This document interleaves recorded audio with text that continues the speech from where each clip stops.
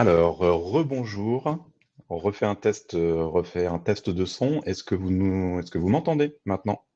Le son fonctionne, OK. Merci Christelle pour la réactivité.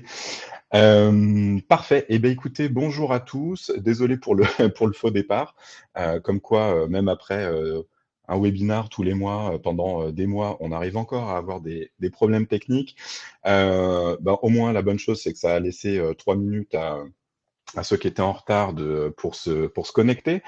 Donc aujourd'hui, bah, vous êtes nombreux à être connectés en fait. Vous êtes donc 200 à vous être inscrits. On a reçu même plein de messages par la suite en nous disant on n'arrive plus à s'inscrire, il n'y a plus de place, etc. Donc du coup, un petit coucou à ceux qui nous regarderont en replay puisqu'on rediffusera le replay par la suite sur notre site, sur notre chaîne YouTube.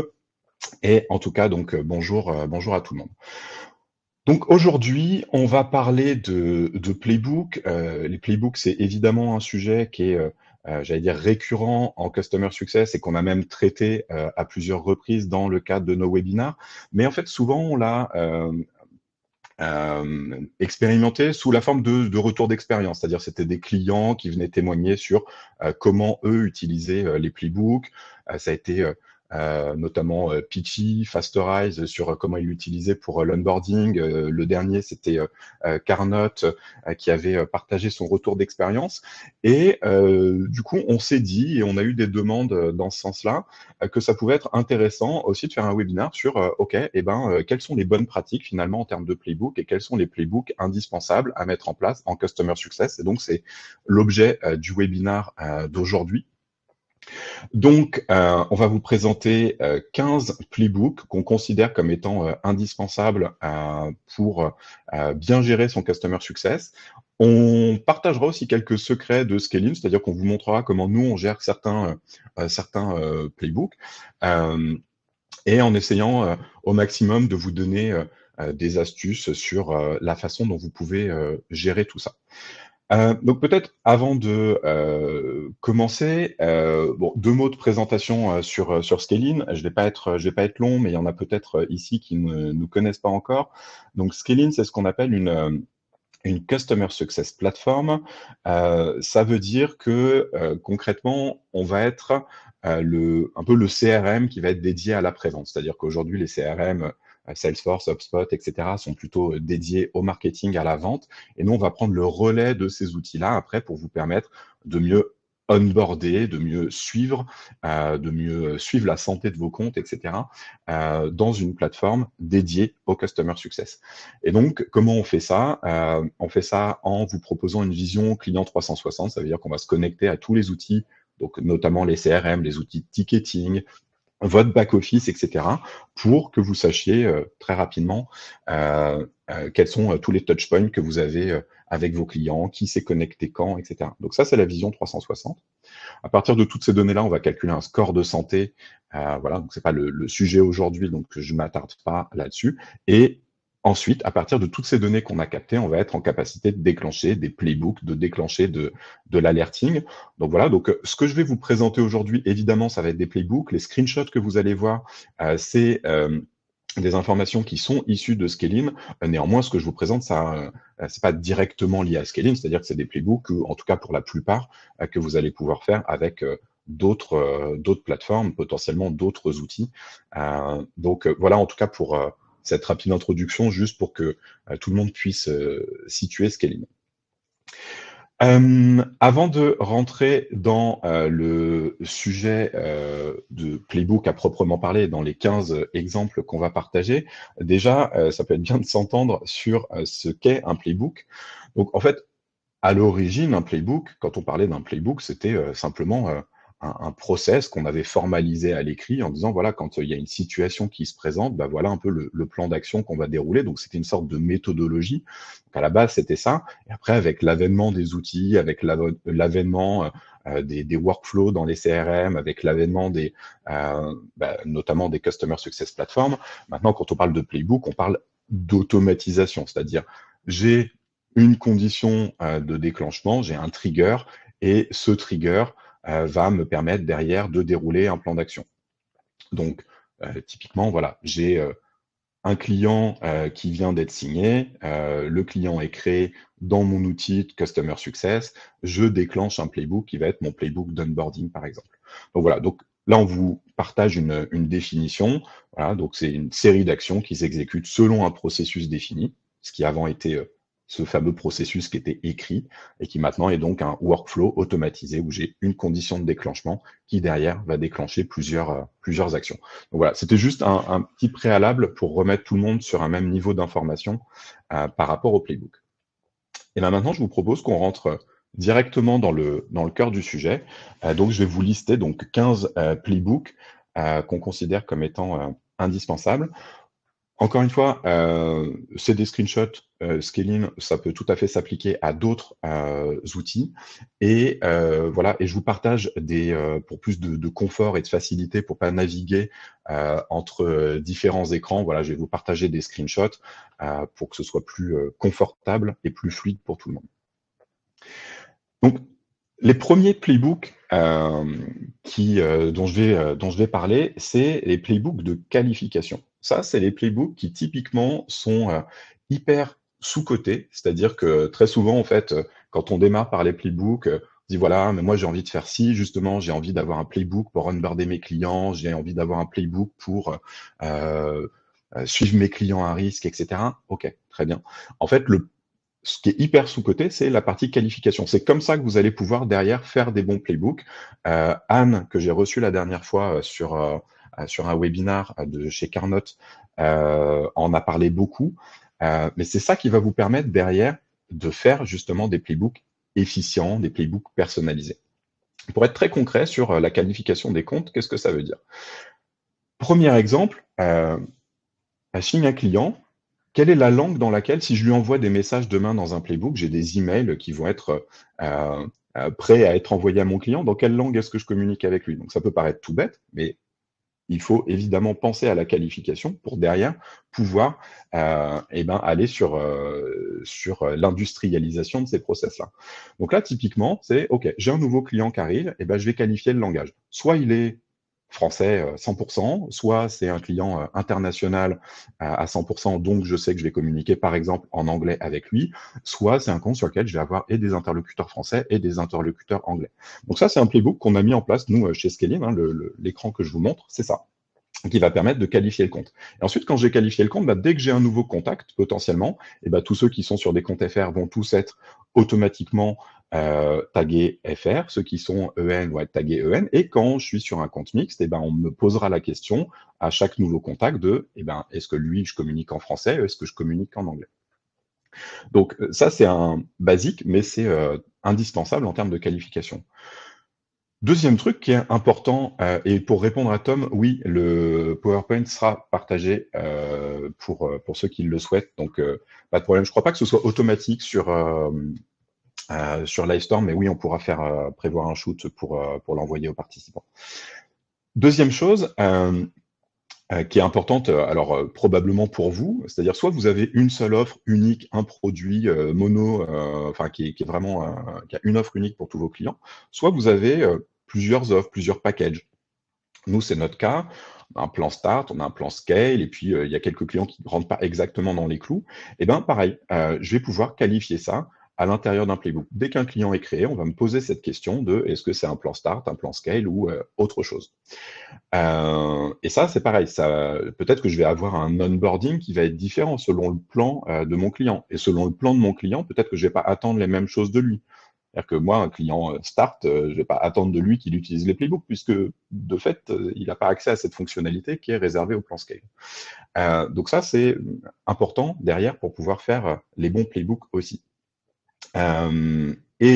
Troisième cas, alors dans notre cas, mais c'est très souvent valable dans la plupart d'entre vous bossent dans le SaaS, on a tous besoin plus ou moins de savoir quelle est la stack de notre client. Alors moi, c'est beaucoup le CRM, le ticketing, etc., qui sont des outils importants, mais peut-être que vous, c'est de savoir quel SIRH il utilise, quelle plateforme e-commerce il utilise, etc. Et donc ça, c'est pareil, on va communiquer probablement différemment à des clients selon la stack qu'ils utilisent. Il y a des options qui vont varier selon cette stack-là. Donc ça, c'est également quelque chose qui est important. Donc voilà, donc nous, on la décline sur la version CRM, la version ticketing, etc., et tous les outils qu'ils utilisent. Et là, dans tous les exemples que je vous montre, comment il fonctionne mon playbook, j'ai vraiment la création de mon client et derrière, je crée des branches. Et dans ces branches-là, en fait, ça va générer des questions en fait qui vont être soumises à un moment au CSM. C'est-à-dire que concrètement, ça va ressembler à ça. Nous, en fait, je trouve que c'est plus sympa en fait d'avoir ce genre de truc où on demande, voilà, dans une liste déroulante, ben, indique-nous si c'est HubSpot ou Salesforce que le client utilise, s'il est français ou anglais, que d'avoir des tâches qui arrivent chez vous où il faut que vous fassiez l'action et puis après il faut que vous alliez indiquer dans la tâche que l'information a bien été mise à jour. Là, en fait, vous avez un menu déroulant qui arrive. Vous sélectionnez l'option qui est adéquate et hop, le processus et le playbook va continuer de façon automatique. Donc voilà, en tout cas pour la partie pour la partie qualification de compte. Après, bien sûr, vous avez tout ce qui va concerner la qualification des contacts et notamment la qualification du rôle du contact. Donc, vous utilisez peut-être des terminologies qui sont un petit peu différentes, mais voilà, nous on utilise la terminologie de sponsor, ça peut être le decision maker ou voilà, peu importe comment vous l'appelez, mais c'est important de différencier eh ben, son sponsor du champion, des utilisateurs clés, des utilisateurs secondaires, etc. Parce que eh ben, c'est la même chose. Derrière, en termes de playbook, peut-être qu'à un moment, déjà, peut-être que j'attends pas la même chose de mon champion ou de mes utilisateurs finaux, et puis j'attends pas la même chose de mon sponsor. Peut-être que si mon sponsor ne se connecte pas à ma plateforme, peut-être que c'est pas du tout un sujet. Parce que mon sponsor, tant que je l'ai sur mes business reviews, je suis content. Tant que j'ai un contact avec lui, je suis content. Mais je sais que lui n'a pas forcément vocation à être utilisateur de l'outil. En revanche, si mon champion commence à plus utiliser ma plateforme, là, potentiellement, j'ai un vrai souci. Et donc ça, c'est pareil. C'est avant de penser le playbook, eh ben, il faut quelque part faire rentrer les personnes dans les bonnes cases pour savoir comment on va réagir sur telle ou telle typologie de contact. Donc là, c'est pareil. Mon playbook, il est construit de cette façon-là et ça va permettre derrière d'aller qualifier et mettre les bons rôles aux bonnes personnes. Voilà, c'est quelque chose d'ailleurs qui peut être synchronisé avec votre CRM, puisque dans le CRM, potentiellement, vous pouvez renseigner ces rôles. Donc, quand vous le renseignez après dans Scaling, ça remonte côté CRM pour enrichir les deux outils. Mais en tout cas, voilà comment ça va se passer en termes de playbook. Ça, le playbook précédent, je ne sais pas si vous avez fait attention, mais ma condition de déclenchement, c'était dès que j'ai un nouveau contact qui est créé. Alors ça, c'est bien, mais ça veut dire que le jour où je le fais, tous les contacts que j'avais avant, on va pas me poser la question de savoir s'ils sont, quel est leur rôle. Puis de toute façon, j'ai peut-être pas la possibilité, même le temps, de tous les gérer en même temps. Et donc, nous, on a un playbook qui est un playbook entre guillemets de rattrapage. C'est-à-dire que tous les contacts qui n'ont pas été tagués, dès qu'on a un échange avec eux, et bien le lendemain, dans Scaling, on va demander au CSM qui est en charge de ce compte-là d'aller indiquer quel est son rôle. C'est-à-dire que là, si j'ai pas eu de contact donc depuis un jour, j'ai un playbook qui va se déclencher, qui va vérifier si le contact est déjà tagué ou pas. Donc s'il est tagué déjà, le playbook va s'arrêter. On vérifie que c'est pas une conversation avec un ancien client. Pas beaucoup de churn, mais bon, ça peut arriver. Et si on doit continuer, ben, en fait, ce playbook va venir lancer le premier playbook que je vous ai envoyé, donc va envoyer mes contacts historiques, pareil, dans le système de qualification que je vous partageais juste avant. Et ça, c'est quelque chose, alors nous, on le fait pour le rattrapage, mais c'est aussi quelque chose que, par exemple, vous pourriez faire sur si vous avez des gros portefeuilles de clients, c'est-à-dire si vous avez des gros portefeuilles de clients, ce que je vous ai montré juste avant, si dès qu'il y a un nouveau client, un nouveau contact qui est créé, on vous demande de le qualifier, vous allez être submergé par les demandes.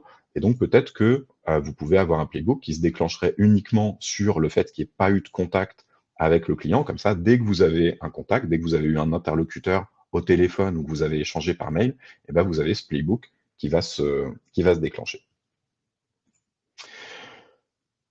Donc voilà à quoi ça va ressembler. Après, pour vous montrer donc un playbook hop, celui-ci, il n'aurait pas dû se partager. Donc après la qualification, on va arriver à la notion de segmentation et d'attribution des comptes. Donc la segmentation et l'attribution des comptes, ça c'est pareil, ça va être important. Donc un exemple, donc là il est divisé en deux écrans, mais là qu'est-ce que je vais dire? C'est dès qu'un nouveau client est créé, je vais dérouler un processus qui potentiellement va demander au manager de l'équipe d'assigner un nouveau CSM. Donc c'est potentiellement le manager de l'équipe qui s'en occupe. Et ensuite, je vais avoir donc une question qui est d'identifier le potentiel du compte. Et donc, admettons que c'est le CSM en l'occurrence qui s'occuperait de ça. Et donc, on va demander au CSM, bah, est-ce que pour toi, c'est un client qui a un fort potentiel ou pas? Et en fonction de ça, on va lui assigner un tag différent. Donc ça va être la première étape. Déjà, ça va me permettre d'identifier si mon client a un fort potentiel ou pas. Et ensuite, eh ben, je vais passer à l'étape d'attribution du segment. Et là, je vais pouvoir attribuer mon segment en fonction et du MRR, qui est une donnée objective que je connais. Je sais à combien mon client a été signé. Ça, j'avais pas besoin du CSM pour avoir cette information. Et d'avoir le sentiment du CSM, qu'il a peut-être obtenu avec le sales, sur le potentiel du compte. Et ça va me permettre derrière de dire, bah, OK, si j'ai un client qui a un fort MRR plus un fort potentiel, je le mets dans cette catégorie. S'il a un fort MRR mais pas de potentiel, je le mets dans telle autre catégorie. Et sinon, je le mets dans une troisième catégorie. Donc ça peut être un exemple. Mais en tout cas, c'est aussi pour montrer, là, quand on demande au CSM, est-ce que pour toi, le client, il a du potentiel ou pas de potentiel, c'est aussi pour vous montrer que quand on dit playbook, ça ne veut pas dire que c'est de 100% d'automatisation. Ça ne veut pas dire que le playbook fait le travail du CSM à sa place. Ça veut dire que le CSM, le playbook, il est là pour couvrir finalement tous les aspects d'un sujet, être bien sûr de faire penser au CSM aux bonnes choses au bon moment et de lui affecter les bonnes tâches au bon moment. Mais le CSM peut avoir en fait complètement un rôle à jouer à l'intérieur des playbooks pour qu'on parte sur telle branche ou telle branche, sur tel choix plutôt qu'un autre, etc. Ensuite, donc, j'ai qualifié mes comptes, j'ai qualifié mes contacts, j'ai segmenté, j'ai fait mon attribution du compte. Ça y est, je vais pouvoir passer à l'étape d'onboarding d'un nouveau client. Et vous voyez, mais c'est que ma quatrième étape. Et souvent, en fait, c'est le premier playbook qu'on veut mettre en place. Alors, ça peut arriver, c'est-à-dire que oui, si vous êtes mono-offre, que vous travaillez sur un seul pays, dans une seule langue, et que vous n'avez pas particulièrement de segmentation client existante, bah, potentiellement, vous pouvez passer sur l'étape d'onboarding. Mais dès que vous cochez une de ces cases, tout ce qui est qualification, segmentation, eh ben, nécessairement est un préalable avant d'aller sur des sujets comme celui-ci. Sur l'onboarding, alors là, je vous présente un schéma qui est, enfin, qui est un exemple, qui est une illustration. Mais en gros, l'idée, c'est de dire, voilà, une fois que j'ai rempli les étapes précédentes, et notamment quand j'ai choisi le segment de mon client, est-ce qu'il est high touch, low touch, mid touch, par exemple, j'ai choisi ça, et ben j'ai un playbook d'onboarding qui va se déclencher. Première étape qui est sur mon tronc commun, j'ai un onboarding qui est voilà où il faut brancher des flux, il faut brancher des datas. Ça, quel que soit le plan de mon client, par exemple, je vais par exemple passer par cette étape-là. Et ensuite, je vais avoir un split où, en fonction de justement ma typologie de client, eh ben, je vais aller sur tel ou tel type d'onboarding. Donc là, en l'occurrence, j'ai 2 branches, je pourrais en avoir 3, je pourrais en avoir 5, peu importe. Mais en l'occurrence, je pourrais dire par exemple, si j'ai un client plutôt high touch, comme on disait tout à l'heure, avec un fort potentiel, eh ben, je vais peut-être avoir un certain type d'onboarding. Par contre, pour un client low touch, eh ben, je vais être sur un parcours peut-être plus digitalisé avec des emails automatiques, une pause, un email automatique, etc. pour pousser des contenus et finalement permettre à mon client de s'onboarder au maximum tout seul, alors que dans mon scénario high touch, eh ben, je vais mettre évidemment plus d'humains, je vais avoir un kick-off à organiser, je vais passer par des étapes, des calls, des workshops, etc. Donc bref, tout ça pour dire que vous pouvez avoir un scénario d'onboarding, mais qui derrière va se splitter et va être spécifique en fonction de chacun des segments de clients justement que vous adressez. Je regarde rapidement les questions. Anne-Gaëlle, hello. Est-il possible de repasser comme pour les contacts sur les comptes? Quel est ta reco pour ces comptes anciens non tagués? Oui, en fait, tu peux forcer ce genre de choses. Tu vois, un, tu peux forcer un déclenchement de playbook en disant voilà, bah, tous les comptes à qui j'ai pas parlé depuis un jour. Tu auras forcément un moment où ça va relancer le compte dans un process, puisque, a priori, tu leur parles pas, ne serait-ce que le samedi et le dimanche, tu vois? Même si tous les jours de la semaine, vous vous parlez. Donc tu peux forcer comme ça un déclenchement en allant chercher une condition qui va, à coup sûr, se produire de façon systématique. Hem Alors, est-ce qu'on a une liste de critères pour établir le potentiel du compte? Alors, moi, pas particulièrement, mais après, ça, c'est des choses qui généralement, alors déjà, vont être souvent travaillées en amont par l'équipe commerciale, mais ça peut être de se dire, ben, en fonction de la solution que vous utilisez, est-ce qu'il y a déjà, est-ce qu'il y a des filiales? Moi, j'équipe qu'une filiale, mais il y a d'autres filiales, dans le groupe. Est-ce que, je suis présent au sein d'une équipe, mais il y a d'autres personnes de l'équipe qui ne sont pas équipées? Où j'équipe une équipe, mais je sais que je pourrais en équiper d'autres. Donc, il y a ce genre de choses. Il peut y avoir des indicateurs de santé financière. Donc ça, j'allais dire, c'est quand même assez spécifique à vos industries et voilà, et à la typologie de clients avec lesquels vous travaillez. Mais en tout cas, ça peut être quelques pistes. Je continue du coup sur les exemples. Là, on parlait de l'onboarding d'un nouveau client. OK, donc j'avais signé un nouveau client, comment est-ce que je l'onboard au mieux? Mais par contre, comment est-ce que j'onboard un nouvel utilisateur? C'est-à-dire qu'une fois que mon client est en run, bah, il y a du turnover, il y a des équipes qui partent, et cetera. Les CSM, enfin, ou les contacts que vous avez en face, vont changer. Comment est-ce que j'onboard un nouvel utilisateur? Donc là, pareil, bien sûr, ça va être spécifique à votre métier, mais là, on peut tout à fait avoir un déclenchement sur le fait qu'il y a un nouveau contact qui a été créé et simplement, je veux me signaler en tant que CSM avec, un email de bienvenue, qui peut être envoyé soit automatiquement, soit avec l'approbation du CSM, voilà, pour se signaler, qu'il ait vos coordonnées, qu'il sache, qu'il ait le lien vers votre calendrier, qu'il sache, où vous trouvez le cas échéant et puis, j'attends 5 jours et je lui envoie un autre email pour dire: «Voilà, bah, écoute, pour info, voilà notre documentation, si tu as, des questions, sur, la plateforme, bah, l'adresse du support, c'est celle-ci». Donc voilà, ça c'est un exemple, hein. Mais en tout cas, ça peut permettre de se signaler à un nouveau contact, un nouvel interlocuteur. Heu, puisque, dans un monde idéal, ce nouveau contact, bien sûr, il est pris, il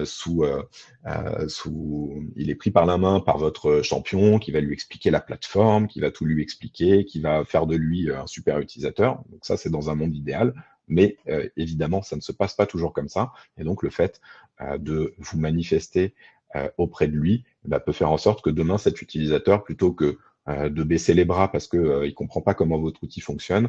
Il se rappelle que vous lui avez déjà écrit et donc il hésitera peut-être moins difficilement à soit vous contacter, soit contacter votre équipe support. Et c'est comme ça que derrière vous faites des utilisateurs successful versus celui qui en fait abandonne avant même d'avoir commencé.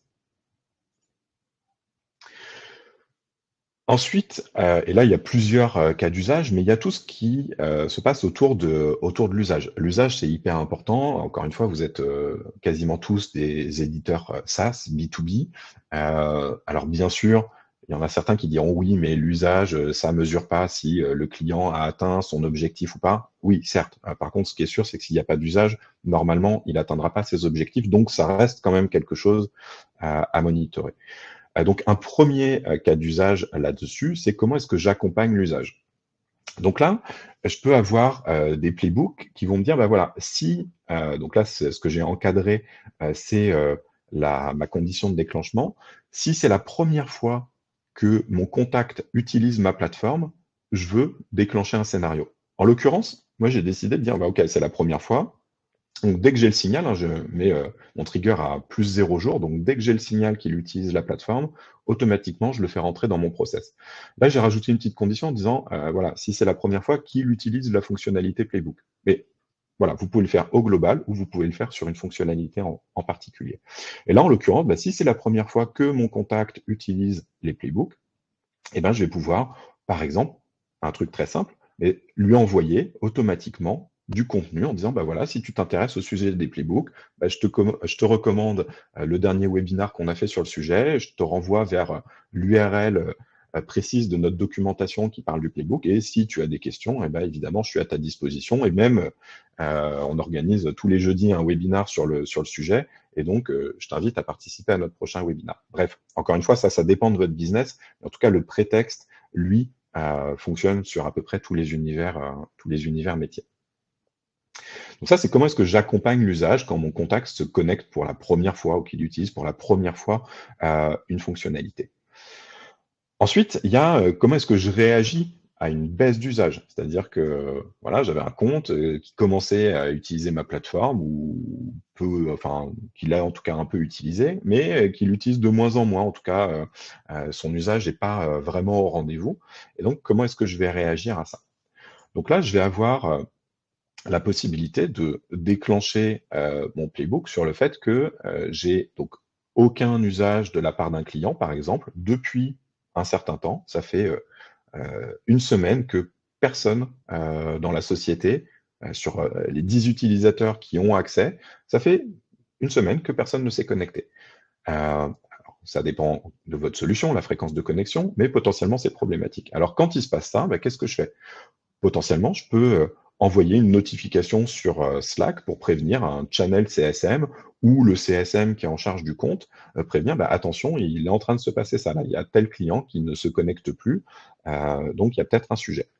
Et en plus de faire ça, puisqu'une notification Slack, on les voit, on en reçoit tous beaucoup, ça va, ça vient, potentiellement on peut l'oublier, mais parallèlement à ça, je peux soit avoir une tâche qui vient s'inscrire dans ma Customer Success Platform, soit un email qui est prêt à être envoyé pour solliciter un email, pour solliciter un rendez-vous auprès du champion, par exemple.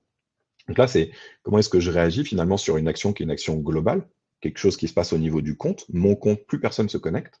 Mais du coup, je ne vais pas solliciter tous les interlocuteurs, je vais aller cibler mon champion. Et donc, heureusement que j'ai qualifié mon champion dans mes premiers playbooks pour savoir du coup à qui je m'adresse et pouvoir lui envoyer un email.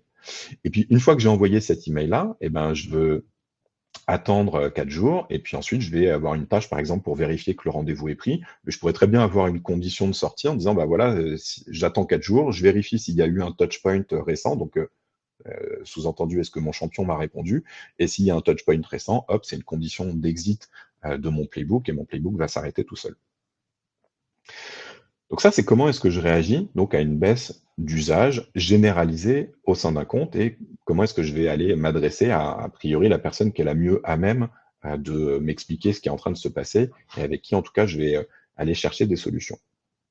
Deuxième possibilité, j'ai une baisse d'usage, mais qui, pour le coup, se fait au niveau d'un contact en particulier. J'ai un interlocuteur qui ne se connecte plus.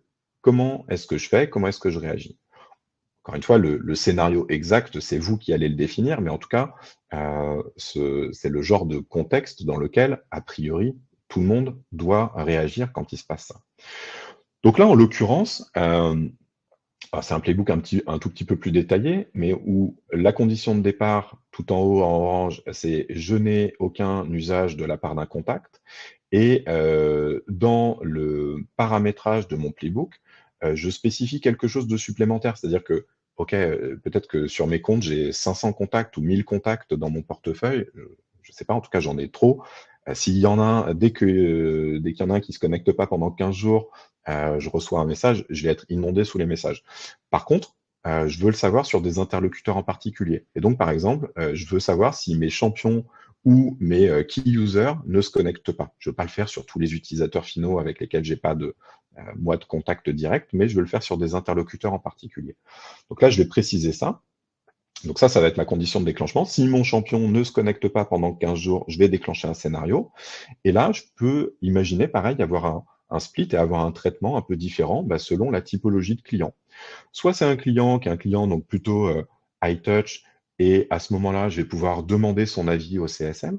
Est-ce que pour toi, c'est normal ou pas qu'il ne soit pas connecté? Bah oui, c'est normal, il est en voyage de noces et tant mieux s'il a pas envie d'utiliser ma solution pendant qu'il est en vacances. Soit, 2e cas, ben non, en fait, il y a pas de raison à ce qu'il se connecte pas. Je sais qu'il est au bureau en ce moment, donc je veux déclencher un plan d'action. Donc là encore, on peut demander, hein, au CSM, de se positionner par rapport à quoi faire à l'intérieur d'un playbook. 2e cas de figure, c'est pas un client high touch, c'est un client à plus faible valeur, et là, je vais peut-être rentrer dans un scénario beaucoup plus digital où je vais envoyer, un email, attendre, vérifier si c'est, de nouveau connecté. Si c'est pas reconnecté, j'envoie un nouvel email et cetera pour essayer de réamorcer la pompe et essayer de le faire revenir sur ma plateforme sans y mettre, beaucoup d'efforts, humains de mon côté. Peut-être que je vais lui renvoyer des ressources, je vais lui envoyer des informations comme ça, mais c'est une typologie de client sur laquelle je ne souhaite pas mettre de ressources en particulier. Et je crois que c'est le dernier cas sur la partie usage, c'est le, scénario de welcome back. C'est-à-dire que, très bien, j'accueille un nouvel utilisateur qui se connecte, OK.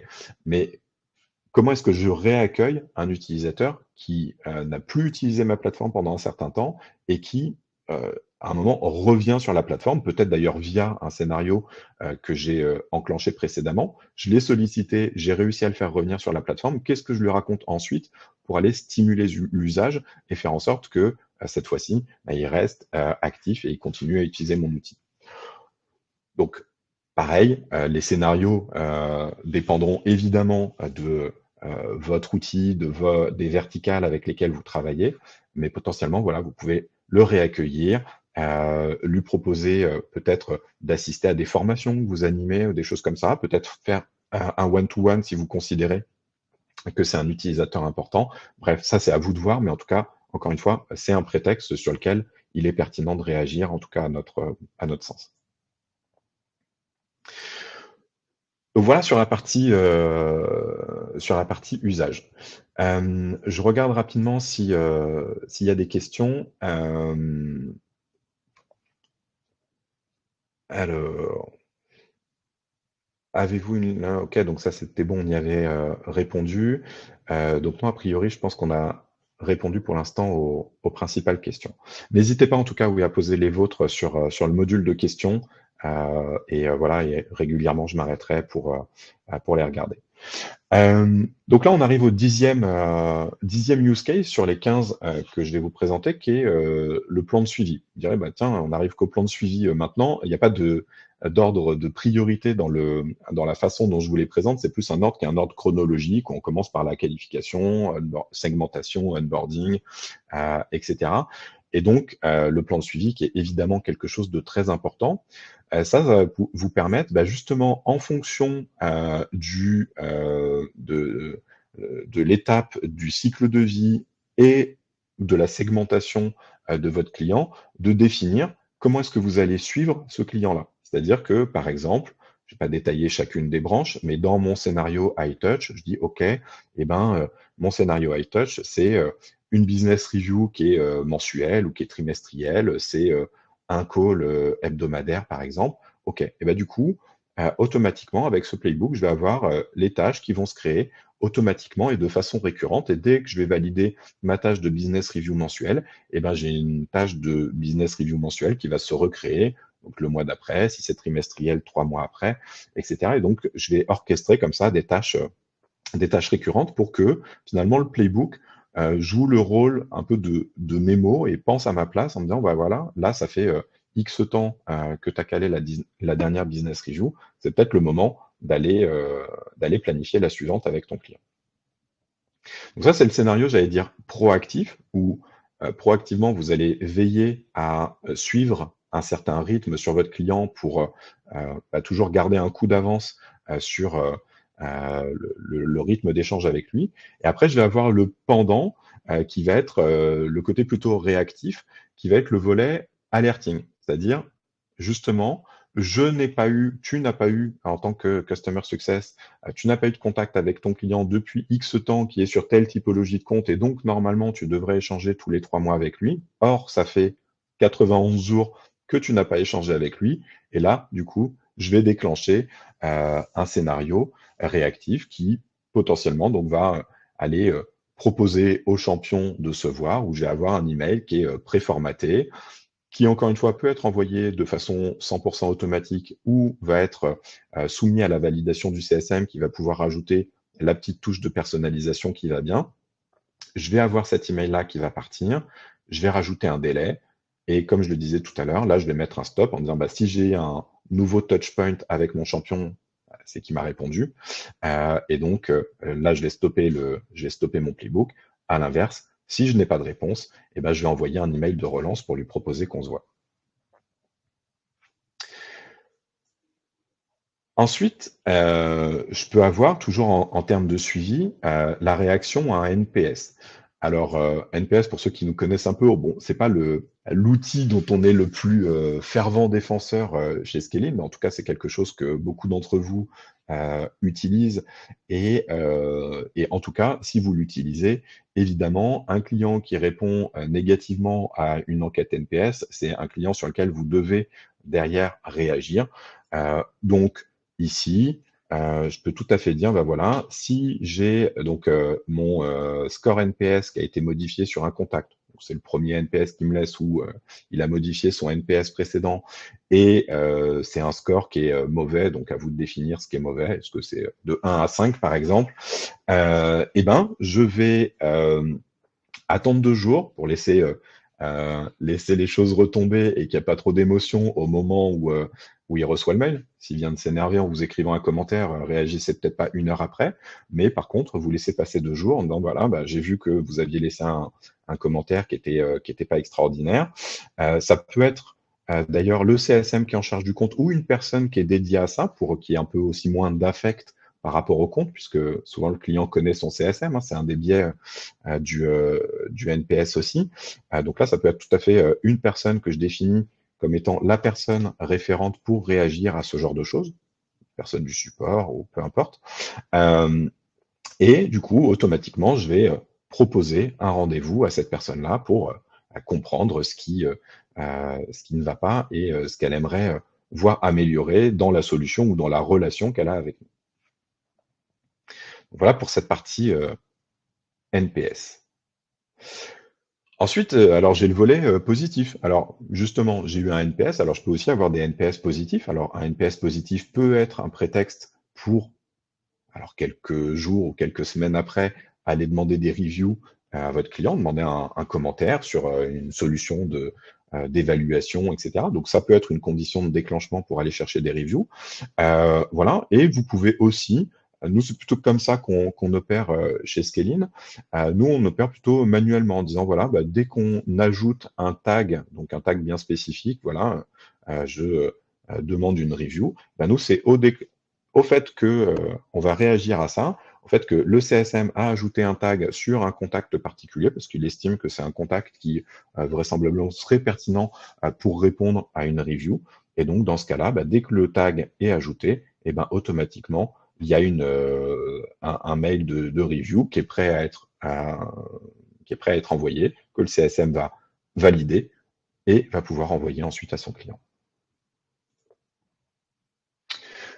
14e cas d'usage, plan d'action sur les clients à risque. Alors là, chronologiquement, évidemment, ça arrive plutôt à la fin. Évidemment, l'idée, c'est de ne pas attendre que votre client soit dans le rouge pour agir, puisque souvent, un score de santé qui est déjà mauvais ou très mauvais, ça va souvent être un peu plus compliqué de redresser la barre. Mais en tout cas, c'est un scénario sur lequel il faut réagir. Donc, il faut réagir en amont, c'est-à-dire il faut réagir à des baisses d'usage, il faut réagir au fait qu'il n'y ait plus d'interaction avec le client, etc. Donc ça, c'est des actions que vous allez prendre en amont avant que le score de santé baisse. Mais à un moment, si le score de santé baisse, de toute façon, il faut que vous réagissiez. Et donc, un scénario ici, ça peut être de dire, bah, voilà, mon score de santé baisse, donc mon score passe dans le rouge. Je vais envoyer une notification sur une alerte sur un groupe email CSM, par exemple, ou sur un channel Slack CSM. Et ensuite, je vais pouvoir, pareil, splitter en fonction du type de client. Est-ce que c'est un gros client? Et si oui, est-ce que le CSM confirme que c'est un client à risque? Et donc, dans ce cas-là, je vais lancer un plan particulier. Ou est-ce que c'est un autre type de client et où je vais être sur un parcours par exemple, plus digitalisé pour essayer de réanimer ce client-là, toujours en fonction de l'énergie que je suis prêt à consentir en fonction de la typologie de client que j'ai en face. Et puis, dernier scénario, qui est évidemment hyper important, c'est l'anticipation des renouvellements. Si les renouvellements aujourd'hui, vous les gérez dans un CRM ou dans Excel, vous avez tendance à voir un peu ce qui va arriver au dernier moment. Évidemment, c'est important de pouvoir anticiper les renouvellements. Aujourd'hui, savoir que vous avez un renouvellement, un client qui renouvelle en janvier, de toute façon, a priori, s'il n'a pas l'intention de renouveler, euh, l'histoire est déjà jouée. En revanche, le fait de l'anticiper 3, 4, 5 mois en avance, eh ben ça va être quelque chose qui va être évidemment intéressant. Et donc là, vous pouvez avoir des scénarios de ce type. Alors, j'espère que vous le visualisez correctement, mais où vous allez pouvoir déclencher votre scénario. Donc, par rapport à une date de renouvellement, donc par exemple 4 mois avant la date de renouvellement. Et là, vous pourriez tout à fait avoir un système de branches où vous dites, OK, est-ce que mon client déjà est à risque? Oui, non. S'il est à risque, est-ce que c'est un client qui est stratégique? Oui, non. Il est à risque, mais c'est un client qui me rapporte rien et qui, au contraire, me prend énormément de temps. Peut-être que je vais moins me battre que si c'est un client qui représente un de mes plus gros MRR. Donc voilà. Donc je vais pouvoir comme ça articuler mon playbook pour rentrer dans un scénario précis en fonction de la typologie du client. Si c'est un client qui n'est pas à risque et sur lequel tout va bien, potentiellement, je vais juste lui envoyer un email de rappel 3 mois avant l'échéance de son contrat en disant voilà, pour info, ta reconduction tacite arrive bientôt. Voilà. Et à l'inverse, si c'est un client à risque, toujours pareil, en fonction du segment, en fonction de l'effort que je veux mettre dessus, je vais pouvoir agir en lançant un plan d'action bien spécifique avant de lui envoyer ses rappels de mail, etc., pour faire en sorte que le renouvellement se passe au mieux. Donc voilà globalement les scénarios qu'on voulait vous présenter. Alors c'est un exercice qui est toujours un exercice compliqué dans le sens où chaque business est particulier, que votre SaaS ne ressemble pas forcément au SaaS du voisin, que vous n'avez pas les mêmes typologies, que certains d'entre vous sont en high touch, en low touch. Voilà, en tout cas, j'espère que vous avez j'allais dire compris la démarche en tout cas de ce webinaire qui était plutôt d'expliquer voilà 15 prétextes que vous avez pour prendre contact avec vos clients et un peu des illustrations, des exemples de ce que vous pouvez faire. C'est pas une science exacte. Vous allez bien sûr l'adapter à votre propre business, à vos propres enjeux. Mais en tout cas, voilà, disons que les 15 contextes nous paraissent suffisamment universels pour vous les partager aujourd'hui. Donc voilà ce qu'on voulait vous partager aujourd'hui avec l'équipe. Donc, si vous avez des questions, c'est le moment. Donc, n'hésitez pas. Je regarde aussi sur le chat. Les plans d'action peuvent-ils être de nouveaux playbooks? Alors, potentiellement, c'est-à-dire que c'est Christelle qui pose la question. Potentiellement, les plans d'action peuvent être des playbooks. C'est-à-dire qu'en fait, un playbook peut peut venir lui-même lancer un autre playbook, etc. En général, les plans d'action, c'est plutôt des tâches, c'est-à-dire que, en fait, un playbook va pouvoir initier soit une tâche simple ou des séries de tâches simples, c'est-à-dire, voilà, c'est vraiment une tâche, une action, soit derrière, le playbook va pouvoir lancer un projet complet. Et en général, les plans d'action, c'est plutôt en mode projet, c'est-à-dire que j'ai l'étape 1 de mon onboarding, l'étape 2 de mon onboarding, mon plan d'action client à risque, et tout ça, c'est une espèce de checklist avec différentes tâches à l'intérieur. Et quand mon playbook va lancer ce template, il va m'ouvrir toutes les tâches en même temps, potentiellement avec une temporalité qui va être différente selon les tâches. J+1, J+7, J+15. Mais en général, voilà, ça va plutôt passer euh, par des tâches où le playbook va jouer en fait le rôle d'orchestrateur. C'est-à-dire que le playbook se déclenche et derrière, lui, son rôle, c'est d'envoyer des notifications, des tâches, des alertes, des projets, donc dans le cadre de plans d'action, aux bonnes personnes, au bon moment. Voilà, donc le playbook en tant que tel, lui, il a un rôle d'orchestrateur. Donc il y a quelqu'un qui était en train d'écrire une question et je crois qu'il a dû s'arrêter en cours de route. Donc en tout cas, n'hésitez pas s'il y a d'autres questions. Je reviens sur le module question. Donc sur la partie potentielle, on a répondu. Comment se matérialisent les étapes pour le CSM? Alors, si je comprends la question de Thomas, les étapes pour le CSM, en fait, encore une fois, le playbook, lui, est un orchestrateur. C'est-à-dire que, en fonction de ce que vous allez décider au niveau du playbook, les étapes, soit ça va être une notification sur Slack, soit une notification par mail, soit ça va être un email à valider. Et donc, il y a une partie qui est consacrée à prendre ces actions à la volée sur notre plateforme. Mais en gros, voilà, le playbook, lui, il va dispatcher des choses. Et donc, si c'est des tâches, vous allez avoir des nouvelles tâches qui vont apparaître. Si c'est une notif, vous allez avoir des notifs qui apparaissent, etc. Je ne sais pas si ça répond à la question qui était suffisamment large. Donc, je ne sais pas si j'ai répondu exactement à la question.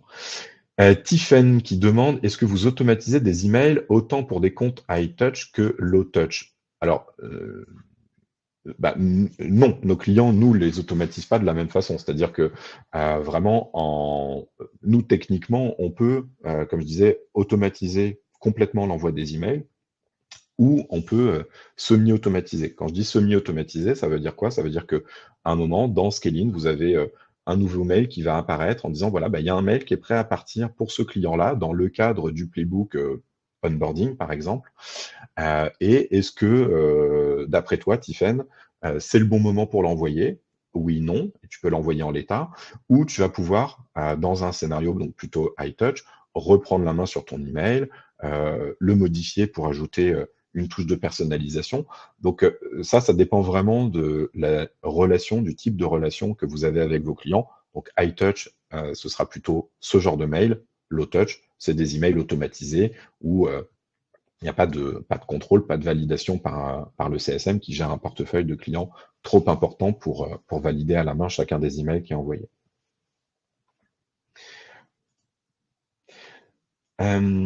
Antoine, le temps de connexion du client et le contenu qu'il upload peuvent-ils être mesurés et correspondre à un playbook? Alors, tout ce qui est connexion, oui. En fait, les contenus qu'il upload, en fait, à partir du moment où tu es capable de traquer qu'il a uploadé tel ou tel contenu, qu'il est allé sur telle ou telle page, qu'il a cliqué sur tel ou tel bouton d'action, on peut tout à fait faire démarrer des playbooks de cette façon-là. Je montrais un exemple tout à l'heure où je démarrais un playbook. Un client était allé consulter une rubrique particulière du site, en fait, l'accès à un contenu, l'accès à une URL, le clic sur un bouton d'action, tout ça, si vous êtes en capacité de le traquer, derrière, ça peut être autant de motifs, effectivement, de déclenchement de playbook. Christelle, un playbook peut-il générer une sorte de reporting pour qualifier l'usage d'un client? Alors, je suis pas sûr de voir exactement le cas d'usage, mais pour nous, vraiment, playbook et reporting, c'est deux choses qui sont bien distinctes. C'est-à-dire que le playbook, il est orchestrateur, il permet de déclencher des actions. Le reporting permet de mesurer ce qui a été fait, mais le playbook va pas avoir de lien à proprement parler avec le reporting. Écoutez, merci. Je crois que j'ai fait le tour des différentes questions. Je switch entre le chat et les questions, mais a priori, j'ai fait le tour. En tout cas, merci à tous pour toutes ces questions. Merci de nous avoir suivis jusqu'au bout. Écoutez, je vous souhaite en tout cas une bonne après-midi, de bonnes fêtes de Noël, et on se retrouve le mois prochain pour un nouveau webinaire, puisque pour ceux qui nous connaissent, on fait des webinars donc tous les mois, généralement le troisième ou le dernier jeudi du mois. Donc voilà, on se retrouve l'année prochaine pour une nouvelle série de webinars chaque mois. Écoutez, je vous dis à bientôt pour ceux que je connais qui étaient présents. Voilà, et à une prochaine pour les autres. Merci à tous. Au revoir.